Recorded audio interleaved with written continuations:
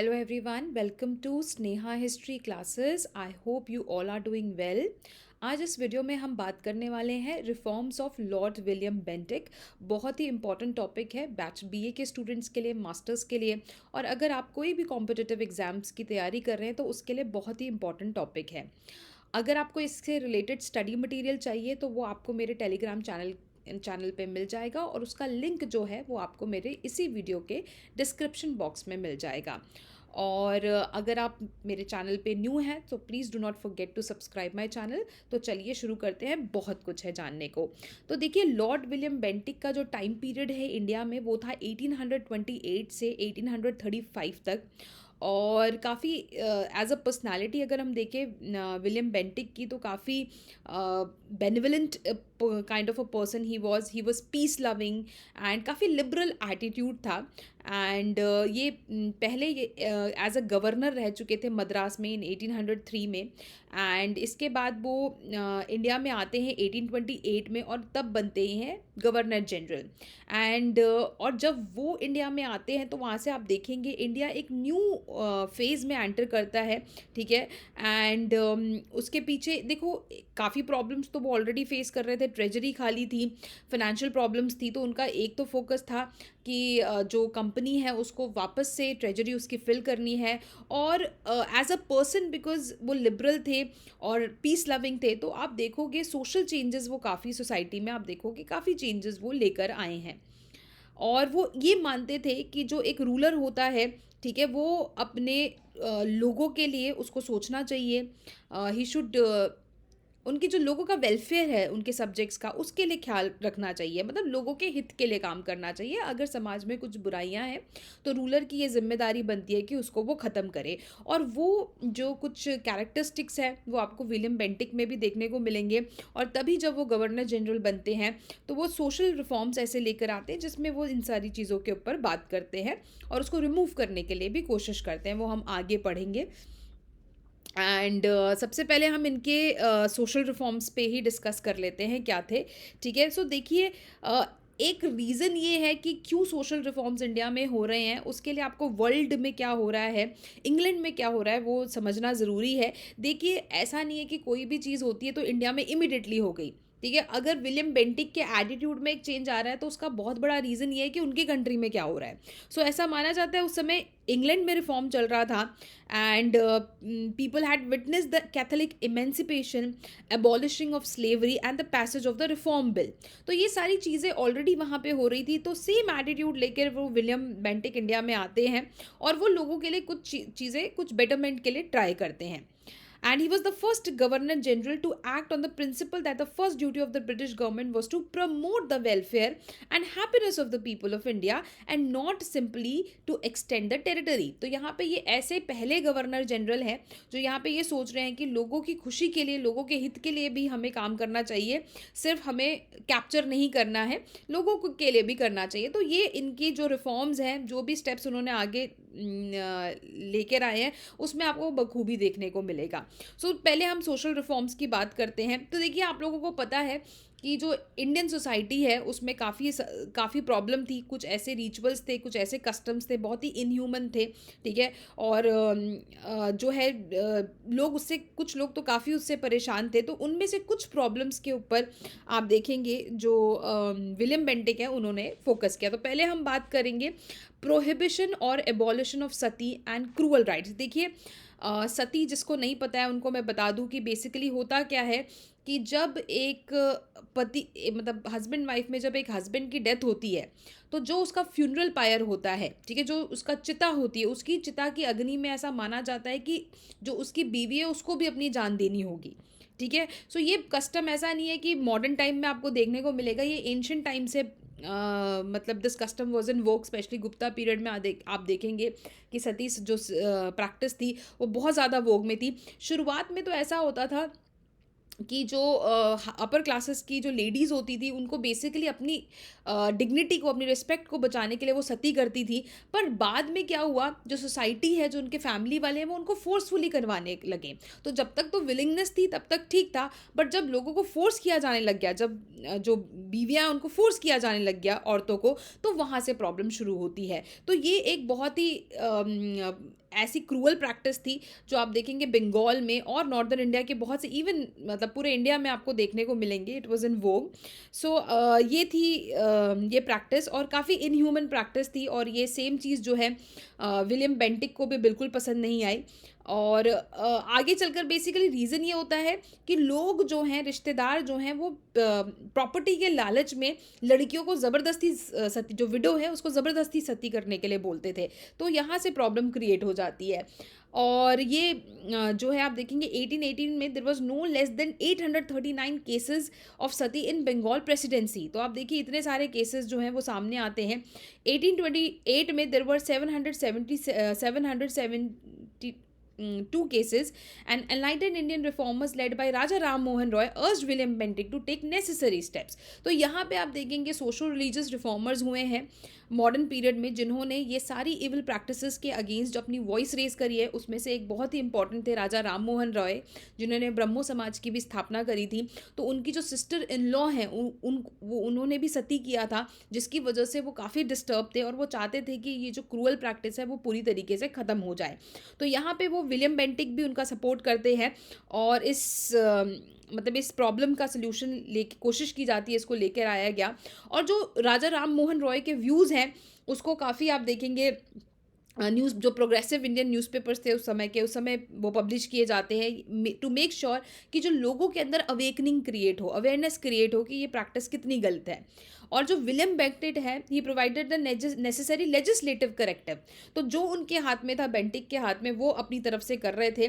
उन्होंने क्या किया, he collected relevant facts and figures about sati cases and obtain the views of the army officers, of the जजेस of Nizamat Adalat, of the superintendent of police of the lower and upper provinces, and came to the conclusion that there was no danger of mutiny.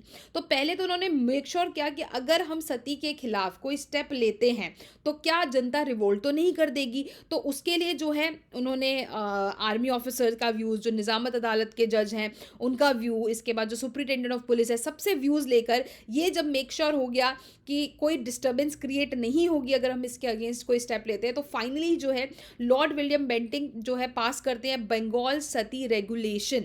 ठीक है, जिसको regulation of regulation 18 भी बोला 17 बोला जाता है।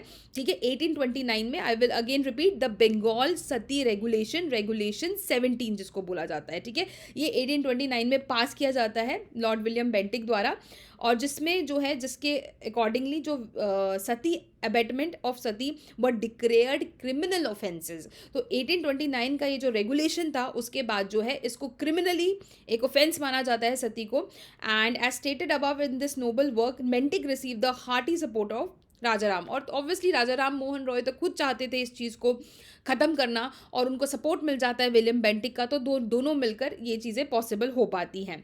इसके बाद जो रेगुलेशन ऑफ 1829 था, it was applicable in the first place to Bengal. तो शुरुआत में ये बंगाल में जो है उसको अप्लाई किया गया, और आगे चलकर जो है आप देखेंगे और एरियाज़ में भी इसको एक्सटेंड किया, जैसे मद्रास में, बॉम्बे प्रेसिडेंसीज में भी ये जो रेगुलेशन है इसको पास किया गया। So no public disorders follow the enactment. But आप देखेंगे कुछ ऑर्थोडॉक्स बंगालीज थे जो इसके अगेंस्ट बोलते हैं। वो कहते हैं कि गवर्नमेंट जो है वो इंटरफेयर कर रही है रिलीजियस कस्टम्स में, बट फिर उनकी ज़्यादा कोई सुनता नहीं है। तो यहाँ पे आप देखोगे एक विक्ट्री होती है विलियम बेंटिक की और राजा राम मोहन रॉय की against the Sati custom. Next हम बात करेंगे सप्रेशन ऑफ ठगी।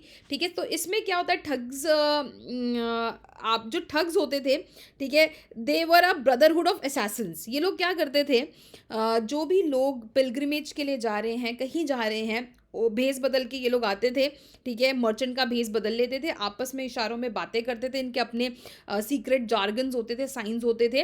और फिर क्या है, जो लोग जो भी तीर्थ यात्रा कर रहा है या कोई व्यापारी है, कोई भी जो लोग हैं, उनको मार के उनकी सारी चीज़ें जो है लूट लेते थे। तो ये बहुत बड़ी प्रॉब्लम थी उस समय, और विलियम बेंटिक चाहते थे कि इस प्रॉब्लम का कोई सोल्यूशन हो।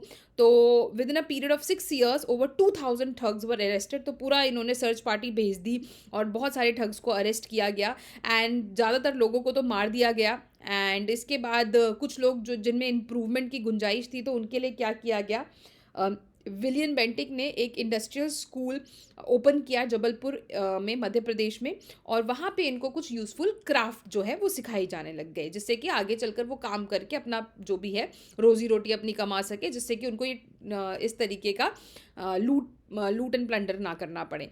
ठीक है, नेक्स्ट इन्होंने क्या किया, this is again very important, suppression of female infanticides. तो आपको पता है हमेशा से ये प्रथा है, क्योंकि एक डॉटर की, एक गर्ल चाइल्ड को एक फैमिली के अंदर जो है वो अच्छा नहीं माना जाता है, तो इसी वजह से छोटी छोटी बच्चियों को जो है मार दिया जाता था। सो ये जो कस्टम था had grown up among Rajput in Kathiawar and और राजपुताना के और एरियाज़ में ये बहुत ही प्रेवलेंट था कस्टम, और बड़ा ही बुरा तरीका होता था जिस तरीके से इन बच्चियों को मारा जाता था। ठीक है, जैसे कि पॉइजन दे दिया जाता था, या सैक में बांध के उनको पानी में फेंक दिया जाता था, और भी बहुत ऐसे दर्दनाक तरीके फॉलो किए जाते थे। ठीक है, सो अल्टीमेटली इसके अगेंस्ट स्टेप लिया जाता है, और वैसे तो जो इन्फेंटिसाइड था it had been declared illegal by Bengal regulation of 21 of 1795 and regulation 3 of 1804, and इसके अकॉर्डिंगली ये जो है एक इनह्यूमन प्रैक्टिस जो है वो डिक्लेयर कर दिया गया था। और इसके साथ साथ विलियम बेंटिक जो है और एफर्ट्स करते हैं, विगरस स्टेप्स लेते हैं कि जिससे कि ये इनह्यूमन प्रैक्टिस जो है वो ख़त्म हो जाए। बट देखिए अभी भी ये प्रैक्टिस जो है प्रेवलेंट है, फिटिसाइड बन गई है अब तो। ठीक है, जो कि बहुत ही गलत है, किसी भी बच्चे को ऐसे मार देना, मतलब दिस इज़ ब्रूटल। लोग इंसान नहीं है, पता नहीं कौन ही है। चलिए इमोशनल नहीं होते हैं, आगे बढ़ते हैं। Suppression of human sacrifice. तो देखिए वो जो वाइल्ड ट्राइब थी उड़ीसा की, ठीक है, वहाँ पे जो है ह्यूमन सैक्रिफाइस किए जाते थे। किस लिए किए जाते थे? गॉड्स को खुश करने के लिए, और ये एक बहुत ही बारबरस प्रैक्टिस थी जो कि बेंटिक ने स्टॉप करी। देखिए अब ऐसे तो देखा जाए तो समाज में बहुत सारी बुराइयां हैं जिसके खिलाफ हमें बोलना चाहिए, और ये हाईलाइट करती हैं कि क्या क्या प्रॉब्लम्स हैं, और हमें एक समझदार सिटीज़न के तौर पर ना ये सारी प्रॉब्लम्स के खिलाफ एटलीस्ट कुछ तो मुझे लगता है स्टेप लेना चाहिए। चलिए आगे बढ़ते हैं। Reforms in the Hindu law of inheritance. देखिए ये भी ये क्या होता था बेसिकली, कि अगर कोई हिंदू अपना धर्म बदल रहा है, तो जब वो धर्म बदलता था तो उसकी जो एंसेस्ट्रल प्रॉपर्टी है वो उससे छीन ली जाती थी। He was deprived of the ancestral property. But आगे चलकर बेंटिक के टाइम पे क्या होता है, ये जो लॉ है इसको चेंज कर दिया जाता है, and it was declared that any person who embraced any other religion would have full rights to his share in the ancestral property. तो अगर कोई भी अपना हिंदू धर्म से बदलकर कोई और धर्म अपनाता है, कन्वर्ट करता है, तो उसको प्रॉपर्टी का शेयर बिल्कुल बाकायदा मिलेगा, उससे वो चीज़ छीनी नहीं जाएगी। तो ये बेसिकली इस एनैक्टमेंट के बाद आप देखोगे जो कन्वर्जन है क्रिश्चियनिटी में वो बहुत ज़्यादा बढ़ने लग गया। तो आप देखेंगे कहीं ना कहीं ये भी रीज़न था कि अपने बेनिफिट के लिए भी वो ये चीज़ कर रहे थे। ठीक है, तो ये तो हो गए सोशल रिफॉर्म्स। अब हम नेक्स्ट बात करेंगे इकोनॉमिक और फाइनेंशियल रिफॉर्म्स के ऊपर। तो देखिए जो लॉर्ड हेस्टिंग्स थे या लॉर्ड एमहर्स्ट थे, ठीक है, इनके टाइम पे बहुत वॉर्स फाइट करी गई, जैसे Nepal war, Maratha war, Pindari war और बर्मीज़ वॉर। तो जिससे क्या हुआ, जो ट्रेजरी है वो एम्प्टी हो गई थी।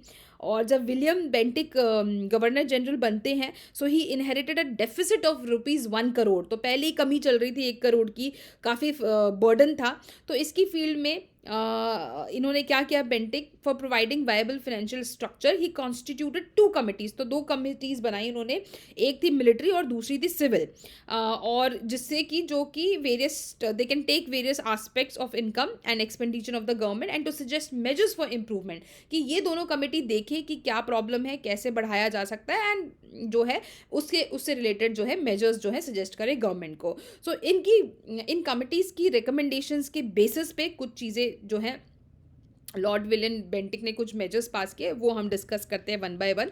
तो सबसे पहला है reducing the salary of civil servants. तो देखिए इसमें बेंटिक ने क्या किया, मतलब ट्रेजरी को खाली होने से, मतलब पहले ही वैसे तो डेफिसिट में चल रही थी, तो जिससे और खर्चा बचे तो उसके लिए क्या किया, जो सिविल सर्वेंट्स की सैलरी थी वो बहुत ज़्यादा थी, तो उसको अब जो है कम कर दिया गया, and this resulted in a good deal of reduction in the cost of administration. तो क्योंकि अब सैलरी कम कर दी गई तो वहाँ पे कॉस्ट कटिंग हो गई। दूसरा देखेंगे रिडक्शन ऑफ भत्ता ऑफ मिलिट्री ऑफिसर्स टू 1/2। तो भत्ता एक तरीके से इंसेंटिव्स होते हैं, ठीक है, जो अलग से, जैसे अगर आप कैलकटा मेन तो कंपनी का सेंटर है कैलकटा, ठीक है, अगर वहाँ से कोई दूर काम कर रहा है तो उसको एडिशनल भत्ता मिलता था डिस्टेंस के अकॉर्डिंगली।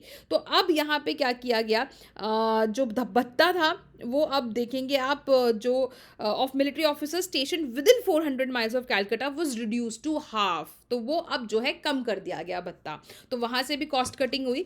नेक्स्ट आता है अबॉलिशन ऑफ सिनिक्योर ऑफिसर्स और जॉब्स। तो सिनिक्योर बेसिकली क्या होता है, अ पोजिशन रिक्वायरिंग लिटिल और नो वर्क, तो एक ऐसी ऑफिशियल पोजिशन जिसका बिल्कुल ना के बराबर का काम है। तो ऐसी बहुत सारी पोस्टें होती थी जिनको इन्होंने बिल्कुल ही खत्म कर दिया, अबॉलिश कर दिया ऐसी पोस्ट को। नेक्स्ट है employment of Indians on low salaries. देखिए जो हायर पोस्ट पे, वैसे तो आप देखो कि बहुत सारी पोस्ट पे यूरोपियंस को एम्प्लॉय किया जाता था, और अब जब यूरोपियंस को या ब्रिटिशर्स को बहुत ज़्यादा सैलरी देनी पड़ती थी, तो अब इन्होंने क्या किया कि उसकी जगह इन्होंने इंडियंस को जो है एम्प्लॉय किया, जिससे कि उनको अब सैलरी कम देनी पड़ती है, क्योंकि इंडियंस को कम ये सैलरी देते थे, ठीक है, और वो कम सैलरी पे भी काम करने को तैयार होते थे, तो वहाँ पे भी इनकी कॉस्ट कटिंग हो गई। नेक्स्ट आता है रिजेम्पशन ऑफ रेंट फ्री होल्डिंग्स। तो देखिए इसमें क्या है कि बहुत सारे ऐसे ज़मींदार थे बंगाल के जो कि रेवेन्यू, लैंड रेवेन्यू पे नहीं करते थे। वो ये इस शर्त पे नहीं करते थे, वो कहते थे क्योंकि ये जो लैंड है वो रूलर ने हमें एज अ गिफ्ट दी है, तो इसलिए हम इस पे लैंड रेवेन्यू पे नहीं करेंगे। तो जिसकी वजह से बेंटिक क्या करते हैं, he got their sanads title deeds checked and a great many of such zamindars who could not produce sufficient evidence to establish their claim was made to pay revenue. तो मतलब उनसे डॉक्यूमेंट्स मंगवाए गए और चेक किया गया, और जब पाया गया कि डॉक्यूमेंट्स उनके पास सही नहीं है, तो ऐसे ज़मींदार जिनके पास सही डॉक्यूमेंट्स नहीं है, तो उनका ये जो क्लेम है उसको खारिज कर दिया गया, और उसको अब लैंड रेवेन्यू पे करना था। और जिसकी वजह से आप देखोगे कई ज़मींदार नाखुश होते हैं, और 1857 में वो इनके खिलाफ जाते हैं। तो बट ये वो ज़मींदार हैं जो कि लैंड मतलब जो खुश नहीं थे, ब्रिटिशर्स थे, ठीक है। नेक्स्ट आप देखेंगे, नेक्स्ट है regulating of opium trade, regulating of opium trade. तो यहाँ पे क्या होता है, जो बेंटिक थे, he made Malwa opium a great source of income for the British government by imposing A tax on it. तो जो मालवा ओपियम था उस पर इन्होंने अब टैक्स लगा लिया। पहले क्या होता था, जो पोर्चुगीज थे वो इस ट्रेड को, ओपियम ट्रेड को हैंडल करते थे, और इसके थ्रू उनको काफ़ी प्रॉफिट होता था। बट अब बेंटिक ने क्या किया, he introduce the system of licence for the direct conveyance of opium from Malwa to the port of Bombay. तो मद्रास से अब जो सीधा बॉम्बे आ रहा था, तो उस पर जो है लाइसेंस लगा दिया गया। तो ठीक है, यहाँ से उनको फ़ायदा हुआ, और जिसकी वजह से कंपनी का रेवेन्यू काफ़ी बढ़ा। और लास्ट पॉइंट है इसमें, revenue settlement in north west provinces. तो उन्होंने कुछ न्यू सेटलमेंट करी, जो कि नॉर्थ वेस्टर्न प्रोविंस कौन सा है, जो अभी का उत्तर प्रदेश है। ये जो प्रोविंस था ये क्रिएट किया था लॉर्ड वेलेस्ली ने, बट काफ़ी कुछ यहाँ पे सेटिस्फैक्ट्री सेटलमेंट की नहीं उन्होंने। बट विलियम बेंटिक ने इन 1832 फिक्स्ड सेटलमेंट फॉर 30 ईयर्स। तो यहाँ पे एक सेटलमेंट स्टैब्लिश करी, और यहाँ पे उन्होंने बोर्ड ऑफ रेवेन्यू स्टैब्लिश किया, कहाँ पे, इलाहाबाद में। तो देखिए इस सारी जो भी हमने अभी मेजर्स पढ़े, उससे हमें ये ज़रूर मालूम चलता है कि जो भी वो मेजर्स अडॉप्ट किए विलियम बेंटिक से, उससे डेफिनेटली उनको फ़ायदा हुआ। जब वो गवर्नर जनरल बने तो उस समय डेफिसिट था 1 करोड़ का, जो कि कन्वर्ट होके हो गया surplus of 2 crore per year by 1835। तो जिससे ये पता लगता है कि जो भी मेजर्स उन्होंने अडॉप्ट किए वो बिल्कुल बढ़िया थे, वो बिल्कुल सही तरीके से काम कर रहे थे, जिसकी वजह से आप देखोगे उनको फ़ायदा हुआ, ना कि नुकसान। And he had also stimulated the economy by encouraging iron and coal production। तो और इकोनॉमी को बूस्ट कैसे किया, उन्होंने आयरन और कोल प्रोडक्शन बढ़ाई, टी एंड कॉफ़ी प्लांटेशन किया, एंड इरिगेशन स्कीम्स लगाई, जिससे कि और ज़्यादा जो है रेवेन्यू आ सके। सो आज इस वीडियो में हम इतना ही करेंगे। इसका नेक्स्ट पार्ट मैं अपलोड करूँगी थोड़े दिन में, जिसमें हम एडमिनिस्ट्रेटिव, जुडिशरी रिफॉर्म्स और एजुकेशनल रिफॉर्म्स को डिस्कस करेंगे। सो आई होप आपको ये टॉपिक क्लियर हो गया होगा। अगर आपके कोई डाउट है तो आप इस वीडियो के कमेंट सेक्शन में मुझे पूछ सकते हैं। Thank you so much for watching the video, and do not forget to subscribe the channel, like, share and comment. Thank you so much once again. Take care, stay safe. I'll see you in the next video.